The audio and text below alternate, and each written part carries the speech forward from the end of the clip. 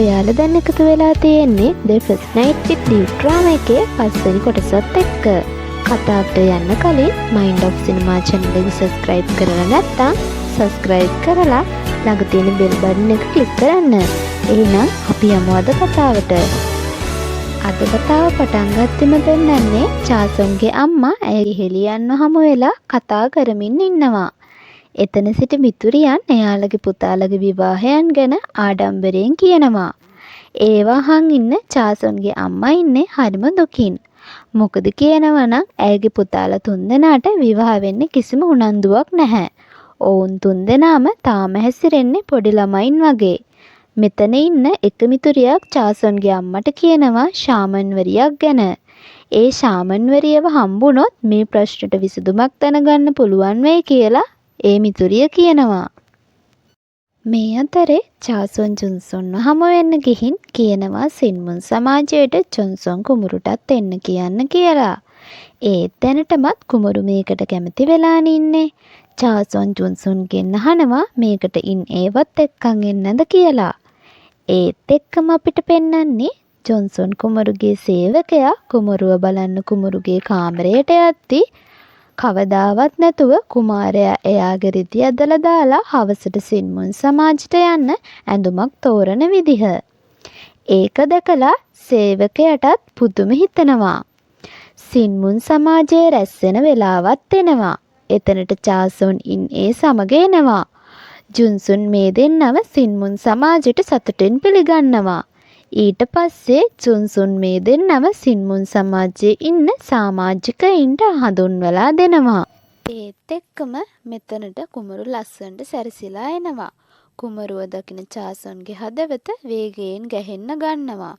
චාසොන් නවකතාවට අනුව වැඩ කරන්න හැදුවත් ඇයටත් හොරෙන්ම ඇය කුමරුට ආදරය කරන්න පටන් අරන් වගේ. ඒත් එක්කම චාසොන් වැටෙන්න යද්දී ජුන්සුන් චාසොන්ව අල්ල ගන්නවා. චාසොන්ගේ අතින් අල්ලන් ඉන්නව කුමරු දැකලා කුමරුට කේන්ති ගිහින් අහනවා ඔයාලා තව කොච්චර වෙලාවක් කොහොම ඉන්න හදනවද කියලා. මේ වෙලාවේ චාසොන්ට තේරෙනවා කුමරුට ඊර්ෂ්‍යා හිතිලා කියලා. ඒත් මෙතන ඉන්න පරණ සමාජිකයින් කුමරු ආව එක ගැන එච්චර සතුටකින් නෙවෙයි ඉන්නේ. මෙතන ඉන්න එක තරුණයෙක් චාසොන්ට කැමැත්තක් තියනවා වගේ හැසිරෙනවා. ඒ තරුණයා චාසොන්ට ඕවා දුන්නලා දෙන්න එද්දි එතනට කුමරු ඇවිත් චාසොන්ට කියනවා ඔහුගේ නම දැනගන්න එකෙන් වැඩක් නෑ කියලා. චාසොන් මෙතනට කුමරුවයි ඉන්නේවයි ගෙන්නුවේ අරමුණක් ඇතිවයි. ඒ නවකතාවේ තිබ්බ විදිහට ඔවුන් දෙදෙනා ආදරයෙන් බැඳුණු අවස්ථාව නැවත ප්‍රතිනිර්මාණය කරන්නයි. ඉතින් ඒකට ආරම්භයක් හැටියට චාසොන් ඒව වර්ණනා කරන්න පටන් ගන්නවා. මෙතනට ආව හැමෝටම ඒ හදන්නාව රස කැවිලි කන්න දීලා ඇය ඒ ගැන තවත් වර්ණනා කරන්න ගන්නවා. කුමරු රස කැවිලි කන එක ප්‍රතික්ෂේප කරද්දී චාසොන් කුමරුට බලෙන්ම රස කැවිල්ලක් කවනවා. මේක දකින අනිත් පිරිස බය වෙලා බලන් ඉන්නේ කුමරු ගොඩක් දරුණු කෙනෙක් කියලා ඒගොල්ලෝ හිතන් ඉන්න නිසායි. ඒත් චාසොන්ගේ මේ හැසිරීමට ජුන්සුන් නම් හිනත් වෙවි ඉන්නවා. කුමරුගේ මේ හැසිරීමට ජුන්සුන්ටයි චාසොන්ටයි හොඳටම කේන්ති ගිහින් ඉන්නේ. මොකද කුමරු මේ කියන දේවල් වලින් ඉන්නේගේ හිත රිදෙන නිසා. මේ වෙලාවේ ජුන්සුන් කියනවා ඔයාලට විනෝද වෙන්න අපි ක්‍රීඩාවක් ලෑස්ති කරලයි තියෙන්නේ කියලා. ඔහු කියනවා කොළවල කවි ලියලා මෙතන තැන් තැන් වල හංගලයි තියෙන්නේ. ඒ එක කොළයක රත්තරන් මුද්දක් තියෙනවා. ඒ මුද්ද හොයාගන්න කෙනාට ඒ මුද්ද තෑග්ගක් විදිහට ලබා දෙනවා කියලා කියනවා. ජුන්සුන් විස්තරය කිව්වට පස්සේ සියලු දෙනාම ඒව හොයන්න යනවා. ඒ සහ චාසොන් එකට හොයන්න යනවා. මොවුන් ටිකක් දුර යද්දී චාසොන් කියනවා පොකුණු පැත්තේ තියෙනවා කියලා එක්කෙනෙක් කියනවා ඇහුණා. ඔබ ගිහින් ඒ බලන්න කියලා. චාසොන් බොරු බඩේ කැක්කුමක් අරන් ඒව තනියම ඒ පැත්තට යවනවා. පොකුණ පැත්තට යන ගෑනු ළමයි දෙන්නෙක්වත් චාසොන් බොරු කියලා වෙන පැත්තකට යවනවා. මේ හරියට එන ජොන්සොන්වත් පොකුණ පැත්තට යන්න හදද්දී චාසොන් ඔහුවත් නවත්ත ගන්නේ මාත් එක්ක චාසොන් මේ කරන දේවල් වලින් තේරෙන්නේ ඉන් ඒව කුමරුට මුණ ගස්සන්න හදනවා වගේ. මේ අතර පොකුණ අසලට ගිය ඉන්නේට ජොන්සන් කුමරුව මුණ ගැහෙනවා. ඒත් එක්කම එතන මල්පෙති වැටෙන්න ගන්නවා. චාසොන් මේ කරන්නේ නවකතාවේ තිබුණ විදිහට කුමරු හා ඉන් ඒ ආදරයෙන් බැඳුණු අවස්ථාව නැවත නිර්මාණය කරන්නයි. මේ මල්පෙති වට්ටන්නේ චාසොන්ගේ සේවිකාව ලවා. ඒත් මේ මල්පෙති නිසා කුමරුට කිඹුහුන් යනවා. කුමරුට ඉන්නේගේ නම අමතක වෙලා කුමරු ඉන්නේට කතා කරන්නේ හොආසොන් කියලයි. ඉන්නේට ඒකෙන් කේන්ති යනවා. මොකද කුමරුට තමන්ගේ නම අමතක වුණත් හොආසොන්නගේ කෙනෙක්ගේ නමකින් තමන්ට කතා කරපු එක ගැන. ඒ නිසා ඉන්නේ එතනින් යන්න හදනවා. චාසොන් ඇයගේ සේවිකාවට කියලා තියෙනවා පළවෙනි ක්‍රමය අසාර්ථක වුණොත් දෙවෙනි ක්‍රමය කරන්න කියලා. ඒ තමා එතන කූඩේ ඉන්න මීයව නිදහස් කරන එක. ඒක නිසා චාසොන්ගේ සේවිකාව ඒ කූඩේ ඉන්න මීයව නිදහස් කරනවා. ඒ මීයා ඉන්නේගේ පැත්තට දුවගෙන එද්දී ඉන්නේ බය වෙලා කුමරු ඉන්න පැත්තට දුවගෙන යනවා. ඒ වෙලාවේදී ඇයව කුමරුගේ ඇඟේ හැප්පෙනවා. මේ සිදුවීම් සියල්ලම චාසොන් ජොන්සන්ගේ පිට උඩ නගලා තාප්පෙන් එහා පැත්තට වෙලා බලාගෙනයි ඉන්නේ. චාසොන්ට හිතෙනවා මම මේ වැඩේ කරන්න සැලසුම් කරත් ඇයට මේ විදියට දුකක් දැනෙන්නේ ඇයි කියලා. මේ අතර ඉන්නේ කුමරුගේ ඇඟේ හැප්පිලා කකුල පැටලිලා පොකුණට වැටෙන්න යද්දී ඉන්නේ කුමරුව අල්ලගත්තත් කුමරු නෙමෙයි ඉන්නේව අල්ලගන්නේ. ඒත් එක්කම කුමාරයාගේ කඩුවේ හි කොපුවත් ඇදගෙනම ඉන්නේ පොකුණට වැටෙනවා. කුමාරයා පොකුණ අසලට ගිහින් නැවුනහම ඉන්නේ හිතන්නේ කුමරු තමන්ට උදව් කරන්න ආව කියලයි. ඒක නිසා ඉන්නේ අත දික් කරනවා. ඒත් කුමරු ඉන්නේව ගණන් නොගෙන ඔහුගේ කඩුව ගන්නවා. ඉන්නේ පොකුණෙන් ගොඩට ඇවිත් කුමරුගෙන් සමාව ගන්නවා ඔහුගේ කඩුව අපිරිසිදු වුණ එකට. ඒත් එක්කම කුමරු ඉන්නේට කඩුව දික් කරනවා. මේ සියල්ල තාප්පේ හා පැත්තේ ඉඳන් චාසොන් වලන් හිටිය නිසා බය වෙලා වැටෙන්න යද්දී ජොන්සන් හිටිය නිසා චාසොන්ව අල්ල ගන්නවා. ඒකෙන් ඇය වැටෙන්නේ නැතුව බේරෙනවා. මේ අතරේ චාසොන්ගේ මව ඇයගේ මිතුරිය පැවසූ ශාමන් මෙරියව මුණ ගැහෙන්න යනවා. ඒ ශාමන් මෙරිය තරුණියක්. ඇය නොමිලේ අනාගතේ බලන්න කැමති වෙන්නේ නැහැ.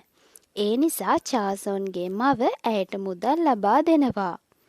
මෙතනදී අපිට පෙන්වන්නේ මේ දිහා කලින් කුමරුට හම්බුණ කඳුකර ආත්මය බලන් ඉන්නවා කියලයි. ඒ කඳුකර ආත්මය සිතනවා මේ කෙල්ල තරුණියක් වෙලත් මුදල් පස්සේ පන්නන හැටි කියලා. ඔහු එම තරුණියගේ ඇඟට ඇතුල් වෙනවා. මේ වෙලාවේ ඒ තරුණියට තේරෙනවා ඒ කඳුකර ආත්මයක් බව.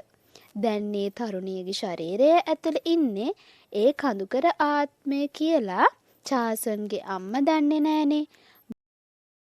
මේ කඳුකර ආත්මය චාසොන්ගේ මවට පවසනවා ළඟදිම ඔයාලගේ ගෙදර මංගල්‍යයක් සිද්ධ වෙනවා. ඒක දරුවන්ගෙන් එක්කෙනෙක්ගේ බව. ඒ කතාව ඇහුව චාසොන්ගේ අම්මට ගොඩක් සතුටු හිතෙනවා. ඒත් එක්කම අපිට පෙන්නනවා සින්මුන් සමාජය එකතු වෙනවා. කුමරුට දැන් අවශ්‍ය වෙලා තියෙන්නේ මේ අදට අවසන් කරන්නයි. ඒක තේරුම් ගත්ත චාසොන් කුමරුට කලින්ම කියනවා අපි කොක්ටේල් හදමු කියලා. ඉතින් චාසොන් හැමෝගේම ඉස්සරහා කොක්ටේල් හදන්න ගන්නවා. මේ වෙලාවේ මොවුන් සෙල්ලමක් කරනවා. ඒ සෙල්ලමේ දඩුවම් පානය ලැබෙන්නේ ජුන්සුන්ට. ඔහුට බීලා දැන් හොඳටම වැඩි වෙලා. එහෙම ඉද්දී ඉන්නේ ඔහුගේ දඩුවම් පානය තමා බොන්නම් කියලා බාර ගන්නවා. ඉන්නේ කුමරු සමග උණු සිදුවීම නිසා තරහෙන් ඉන්නේ. මේ සියලු දෙනා විනෝද වෙමින් ඉද්දී එක පාරටම එතන ගිනි ගන්නවා. ඒක නිසා ජොන්සන් ඉන්නේව අරන් යද්දී කුමරු චාසොන්ව උස්සගෙන එතනින් අරගෙන යනවා. ඒත් එක්කම මේ අය ගෙනල්ලා තිබුණ මල් වෙඩි ගින්නට අහු වෙලා පත්තු වෙන්න ගන්නවා.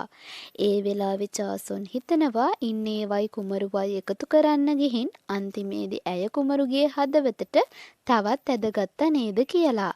ඒත් එක්කම කුමරු චාසොන්ට කියනවා මට විවාහ වෙන්න සුදුසුම කෙනා ඔයයි කියලා. ඒක ඇහුණ ගමන් චාසොන් කුමරුට කියනවා ඔයාට පිස්සුද කියලා.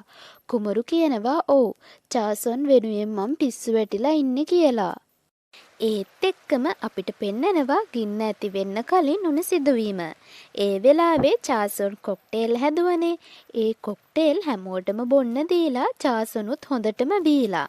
මෙතන පිස්සු නටනවා. මේ දේවල් චාසොන් කරන්නේ කුමරුට පේන්න හිතාමතාමයි. මොකද Taman ආදරය කරන කාන්තාව මේ වගේ වෙනවට කුමරු අකමැති වේ කියලා චාසොන් හිතනවා. ඒත් කුමරු නම් ඒකට අකමැති පාටක් නම් පේන්නේ නැහැ. සොන් ගෙදරින් ලීකට වගේක් කපලා ඒවවල එක පැත්තක ප්‍රශ්න ලියලා සෙල්ලමක් කරන්න ලෑස්ති වෙලයි ඇවිල්ලා තියෙන්නේ. චාසොන් මේක මෙතන ඉන්න අයට කියනවා. ලීකට කුළුණෙන් ලීකටයක් අරගන්න කියලා. හැබැයි ලීකට කුළුණ කැඩෙන්න බෑ කියලා කියනවා. ඒ ලීකටේ අරන් ඒකේ තියෙන ප්‍රශ්නය තමන්ගේ දකුණු අත පැත්තේ ඉන්න කෙනාගෙන් අහන්න කියලාත් කියනවා. ඒ ප්‍රශ්නට උත්තර දෙන්න බැරි කෙනාට මත්පැන් වර්ගයක් වන හොන්කසු පානය කරන්න කියලයි තියෙන්නේ. මේ සෙල්ලමේ ඉස්සෙල්ලාම අවස්ථාව දෙන්නේ ඉන්නේට. ඉන්නේ ලීකටයක් අරගන්නවා. ඇයට ඒ ප්‍රශ්නය අහන්න තියෙන්නේ ඇයගේ දකුණුපස ඉන්න කුමරුගෙන්. ඇය කුමරුගෙන් ඒ ලීකටේ ලියලා තියෙන ප්‍රශ්නය අහනවා. ඒ ප්‍රශ්නය තමා ඔබගේ පෙම්වතිය අතින් වරදක් සිදු වුවහොත් ඔබ ඇයව අත්හැර දමනවද? නැත්තම් මරා දමනවද කියලා. ඒ ප්‍රශ්නයට ජොන්සන් කුමරු උත්තරයක් නොදී කියනවා මගේ පෙම්වතිය අතින් වරදක් වෙන්නේ නැහැ. ඒක නිසා ඔය වගේ වැඩක් නැති ප්‍රශ්නයකට උත්තර දෙන්න මට ඕනේ නැහැ කියලා. ජොන්සන් කුමරු කරන වැඩ නිසා සතුටින් සෙල්ලම කරන හැමෝටම ඒ සෙල්ලම එපා වෙනවා. ඉන්නේ කියනවා කුමරුට දඬුවම් පානය බොන්න කියලා. ඒත් එක්කම කුමරු කියනවා ඔයා කොහොමද මට අණ කරන්නේ කියලා. චාසොන් මෙතන ප්‍රශ්නයක් වෙන්න කලින් ඇය ඒ දඬුවම් පානය බොන්නම් කියලා ඇය ඒක බොනවා. ඊට පස්සේ අවස්ථාව හම්බෙන්නේ කුමරුට. කුමරු ලීකටයක් අරගෙන ඒ ප්‍රශ්නය තමන්ගේ දකුණු පැත්තේ ඉන්න චාසොන්ගෙන් අහනවා. ඒකේ තියෙන්නේ ඔයාගේ යට ඇඳුම් වල වර්ණය මොකද්ද කියලා. ඒක දැකපු කුමාරයා ඒ ලීකටේ කාටවත් පේන්නේ නැති වෙන්න ලීකටේ ප්‍රශ්නේ තියෙන පැත්ත මේසේ උඩින් තියලා කුමාරයා හදපු ප්‍රශ්නයක් චාසොන්ගෙන් අහනවා. කුමරු අහන්නේ ඔයා අන්තිමට සිපගත්තේ කවදද කියලා. ඒ ප්‍රශ්නය නිසා එතන ඉන්න හැමෝම අපහසුතාවයට පත් වෙනවා. චාසොන් මතක් කරනවා මං ඒ වගේ ප්‍රශ්නයක් ලිව්වේ නෑනේ. සේවිකාවවත් ලිව්වද කියලා. ඇය ඒකට පිළිතුරු දෙන්නේ මං ඉපදුන දවසේ ඉඳන් අද දක්වාම කවදාවත් කාවවත්ම සිපගත්තේ නෑ කියලා. ඇය කියනවා වංශවතෙක්ගේ දියණියක් ඒ වගේ අසෝබන වන්නේ කොහොමද කියලා. ඒ වෙලාවේ කුමරු ඇය ළඟට ඇවිත් කියනවා එතකොට අපි කලින්දා රාත්‍රියේ කියලා. ඒ කතාව කියන්න යද්දිම චාසොන් කුමරුගේ කට වහනවා. ඒත් එක්කම කුමාරයා හැමෝටම කියනවා මං චාසොන් ආර්යාව සමග විවාහ වෙනවා කියලා. එතකොට එතන ඉන්න හැමෝම පුදුම වෙනකොට එතන හිටිය චාසොන්ට කැමති පිරිමි කෙනා දුක් වෙනවා. ඒත් එක්කම ඉන්නේට අසනීප වෙනවා. ඒක වෙලා තියෙන්නේ චාසොන් කොක්ටේල් හදන්න ගත්ත පීච් ඉන්නේට ආසාත්මක වුණ නිසායි. එතන හිටිය කට්ටියම ඇයට වතුර හොයන්න යද්දී චාසොන්ගේ අත වැදිලා එතන තිබුණ ඉටිපන්දමක් බිම වැටෙනවා. ඒ විදිහට තමා ඒ ගින්න ඇති වෙන්නේ. ඒ අතර චාසොන්ගේ මව ශාමන්වරිය හම්බෙලා ගෙදරට එනකොටම චාසොන්ගේ අයියලා තුන්දෙනා මවට කියනවා ගෙදරට මංගල යෝජනාවක් ඇවිල්ලා කියලා. එතකොට එතනට කුමරුයි චාසොනුයි එනවා. ඒත් ඒ යෝජනාවට චාසොන්ගේ තාත්තා අකමැති වෙනවා. අද කොටස මෙතනින් අවසන් වෙනවා. ඔයාලා මේ කතාවට කැමති වුණාද කියලා කමෙන්ට් එකක් දාගෙන යන්න. එහෙනම් අපි ඊළඟ කොටසෙන් ඉක්මනට හමු වෙමු.